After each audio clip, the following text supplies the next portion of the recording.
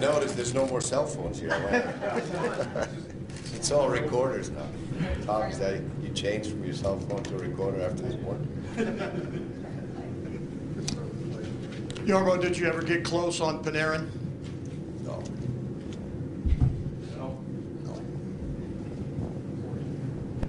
Jarmo, I don't think a lot of general managers have ever had a trade deadline like you have had. I don't think you have. What has this been like for you, for a GM that has prided himself on having sort of one foot in today and one foot always in tomorrow, to really go whole hog for this spring without really knowing what may happen with a significant number of your players? Well, I don't necessarily agree on that. I think that we have a good foot in the future as well. We have a lot of prospects that I don't think that get the credit that they deserve, that are very close to playing in the National Hockey League. I just did an interview with our TV there about Emil Bemstrom. He leads the Swedish league in goal scoring. He has got 20 goals. And if you compare the names that have done that at his age, or look at the list of names that have done it in his age, you get Peter Forsberg, you get Marcus Naslund, you get Sedin, you get Kent Nielsen. And I'm not saying that he's going to be one of those guys, because I never do that. But he's done some significant things. He's had 20 goals in the Swedish league. At the age of 19, he's on the men's national team. Nobody really talks about him, but every time I talk to a general manager, that's the first guy they ask about. Or they ask about Liam Foudy, who's on fire in London. Or they ask about Alexander Texier, and it's a no every time. It's a non-starter. And so, but we know that we're not just overrating those guys, because that's the first question they always ask is about one of those three guys. And they're all playing, the two European League players, they're all playing on the men's level now. They're basically dominating on men's level. And Liam Foudy is obviously still in junior, and who knows, maybe he's ready next year, maybe he takes another year. But those are three top-notch forward prospects. And if our pending UFAs decide to leave, we have tons of cap space. So I'm not worried about our future, and that's why we were able to do these deals with some of the futures that we put into them. You know, Ottawa got good prospects, but we still have good prospects, great prospects left, and we got some time to get back some draft picks. And most of the time, the draft picks take 5 years before they're going to help you. So if we give up a 21 draft pick,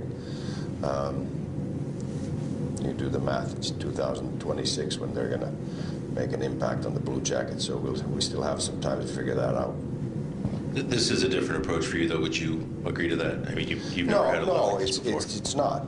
But we've never been in this situation before, where we had the luxury of having this kind of a depth on our prospect pool, and that allows it.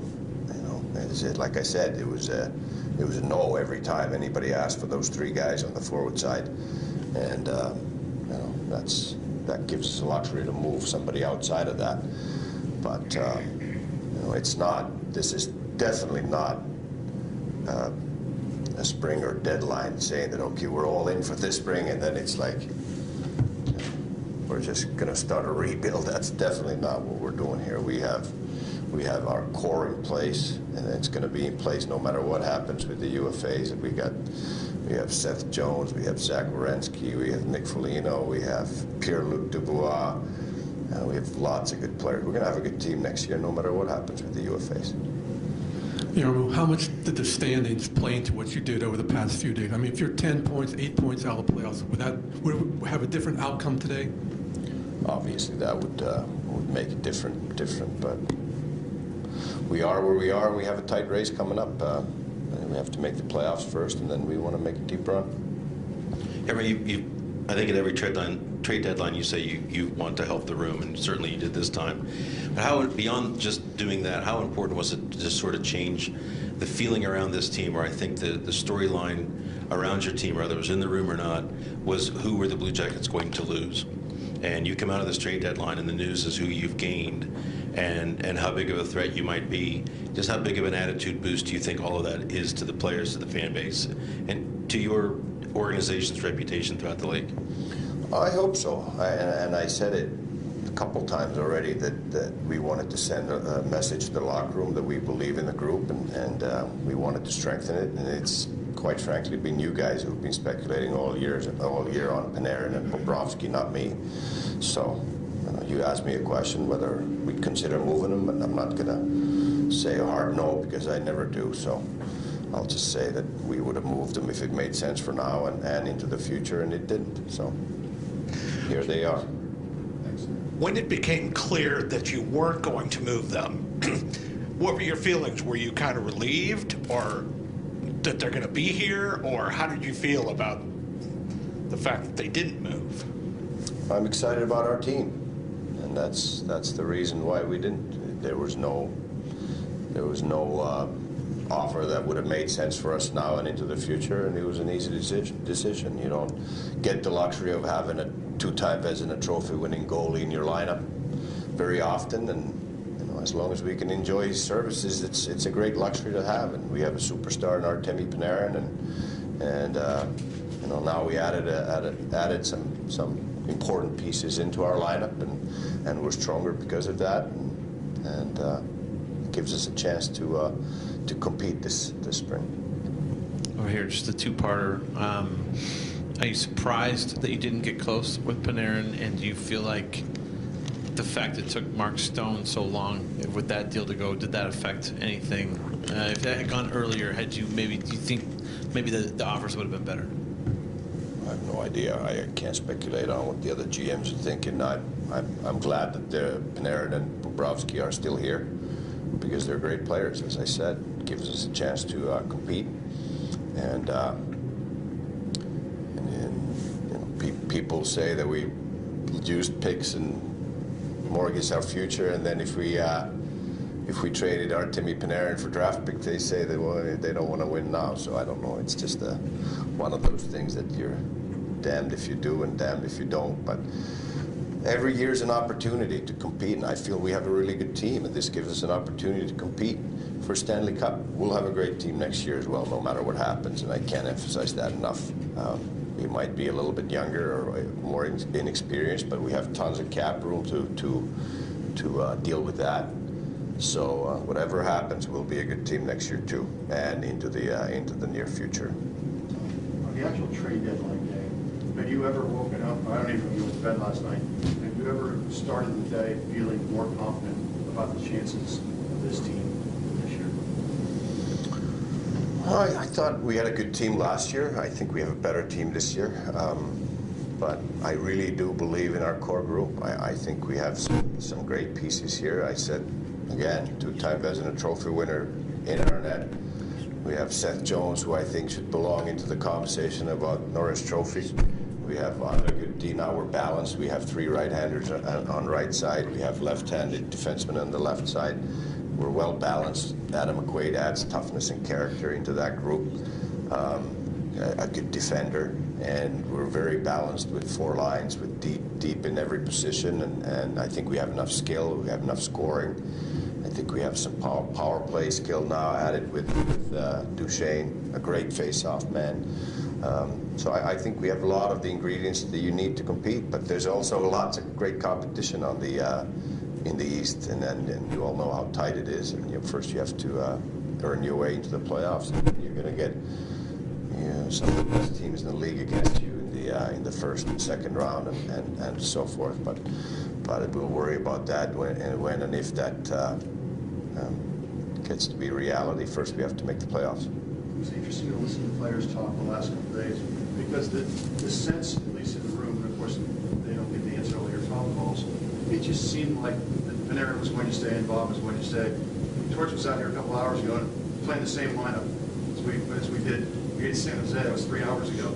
I'm assuming he didn't know anything at the time, but did you sense how everyone seemed to think this is going to stay as it is with these 2 guys? These guys don't care about draft picks. That's the last thing they care about.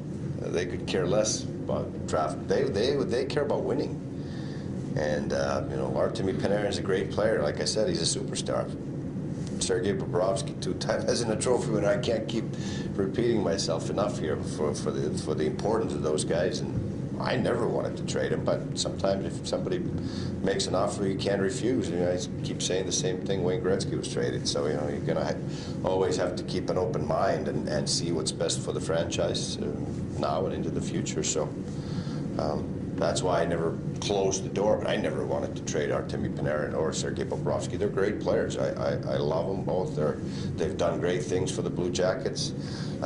I'd do the same trade in a second for Artemi Panarin, knowing that there's a risk that you can't keep him through more than 2 years. I'd do it again in a second because he's a great hockey player. How much better are you than you've ever been here? How much better is this roster? Well, I've only been here for 6 years, so I can't. But I think this is a good team, so we'll see. At the end of the year, like I say after every trade, when somebody says good trade, I'll say time will tell. And the expectation is? Expectation. We want to win the Stanley Cup, but you got to make the playoffs first before you get an opportunity for that dance. Jarmo, you never can have too much depth, but what is it about your goaltending situation that you looked at it and you wanted to make an ad there? Oh, it's just it's one injury away of having not enough goaltending. So Kincaid gives us an experienced guy who's been in the league and is a known NHL goaltender who's probably the biggest reason, or one of the biggest reasons, that New Jersey made the playoffs last year. And I think had the most wins in the league after a certain date in the springtime. And I think he had 14 wins after February 1 or something, and was just on a great run last year. And New Jersey probably haven't had the best year this year, along with Keith Kincaid, but he's a proven goaltender in the National Hockey League level, and you need 3 of that type of guys in your depth chart. The addition of Adam McQuaid, experienced guy, talk about why you decided to go that route and adding not only a experienced defenseman, but a little bit of a snarl, tough guy back there. Yeah, I think it gives us another element. Murray's going to be out for a little bit here, and he's had a great season for us, Ryan Murray. So it leaves us with a little bit of a hole. We don't know exactly how long he's going to miss, but we felt that we needed another defenseman, and excuse me, Adam McQuaid gives us experience and character and compete, and he plays with an edge. And that's going to be important down the stretch here. One of the guys that you wanted, I think, to have a really good bounce back year this year is Wenberg. He's kind of struggled a little bit, maybe scratch tomorrow. Where do you see him fitting in here, either short-term, long-term, kind of both? Well, he's just still a young player. He's a good player. He had 60 points in this league 1 year, 59. He struggled with scoring. He's got the weight of the world on his shoulders right now because he's been struggling scoring goals and has one of the lowest shooting percentages in the league, and he's gonna bounce out of it, bounce back, and he'll be a good player for us. He's smart. He does a lot of good things for us even when he's not scoring. He's on our #1 penalty killing unit. He's a really dependable two-way center, and so I'm confident that he's going to bounce back up. And he's only 24 years old, so it's not like... He could be like a post-deadline trade addition. He'll be fine. He'll be fine. Remember, the chair that you sit in can be stressful. Have you ever had more fun at a trade deadline than this one? I have fun at deadline, but I have most fun when I watch our team compete and win games, and that's the biggest enjoyment that I get in my job. So again, time will tell how it pans out here, but I'm looking forward to watching our team the rest of the way this year, and that's what it's all about. That's the biggest enjoyment of my job, is watching our team, and now I think they all know that they're going to be here and they're excited, and I'm just going to be enjoying the ride. Kind of along those lines, you've been busy the last few days trying to add whatever. Now it's done. You just watch. Well, Is that kind of a helpful feeling? Unfortunately, it doesn't end for me here now. We're going to set sights on other things with free agents, and we have some players playing in Europe whose season might be over soon, and then we'll see if we can bring them over here, and that could add some help too. Texier's team is close to missing the playoffs. Elvis Merzlikins' team is right on the edge of making it or not making it. So we'll see. We'll see about those, and we have some other decisions to make on some free agents, college free agents. Then we're going to prepare for the draft, even if we don't have too many picks in Vancouver yet. We still have time. We still have time to work on that until June. What's the date? 20th. June 20th. We can get some more picks. Jarmo, Bob and Brett handled themselves like pros. The team's leadership stayed even keel, and your coaching staff promoted sort of openness, transparency, and honesty that seemed to help. My question is, who deserves the most credit for keeping this team from allowing previous situations from being a distraction this year? Well, I think we openly talked about that right from the start of the training camp, and we weren't going to let it be an elephant in the room, we call it, and Torts and myself, we had a meeting with the team about that. We talked about any time there was any question about it becoming a distraction, we brought it out in the open and communicated with the team about it, communicated with those individuals about it, and they're true pros. They've never, I don't think that their performance has ever fluctuated or whatever you want to call it because of the uncertainty. They want to have their best years. We need them to have their best years. If they want to go and test the free agency, they're going to want to have the best year of their career before that, and that helps us. That helps them, and that's their right, and we respect that. We've said that all along, that at some point in your career, a player can earn that right to be an unrestricted free agent, and you have to respect that. We've negotiated that into the CBA, and wish them the best of luck if that's what they choose to do.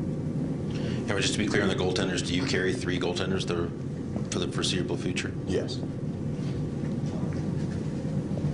From the outside, again, looking in, there have been people that said this team has been making progress. If they could make a deep run into the playoffs, it would change it would change the perception of Columbus. Do you believe that too, that if you guys were able to make a deep run, that whether it be free agents or whoever looks differently at the Blue Jackets, having finally had some playoff success? Yeah, I think so, but you have to ask every free agent individually about what their opinion on that is. I think winning will attract good players. I think all the good players will look forward to winning. I keep saying the same thing about the first round success, that I don't think it's as important that some people make it sound. I'd like to win 4 rounds. That's the goal. But obviously you're going to have to win the first round first and then go forward from there. But I'm not satisfied if we go 2 rounds or 3 rounds. I'd be happy when we go 4 rounds and win. That's the goal. That's the only reason why any of the 31 teams are in this league, and I don't think anybody's going to be lifting their arms up to win 1 round of playoffs and be happy about it. And I don't think we should be either. It's a good step for the organization to win 1 round, but we're going to get there for sure. Whether it's this spring or next spring or whatever, we have good enough core that we can build around to make that happen, and we're giving it our best effort to make it happen this year. But again, first round victory is not the goal. Thank you.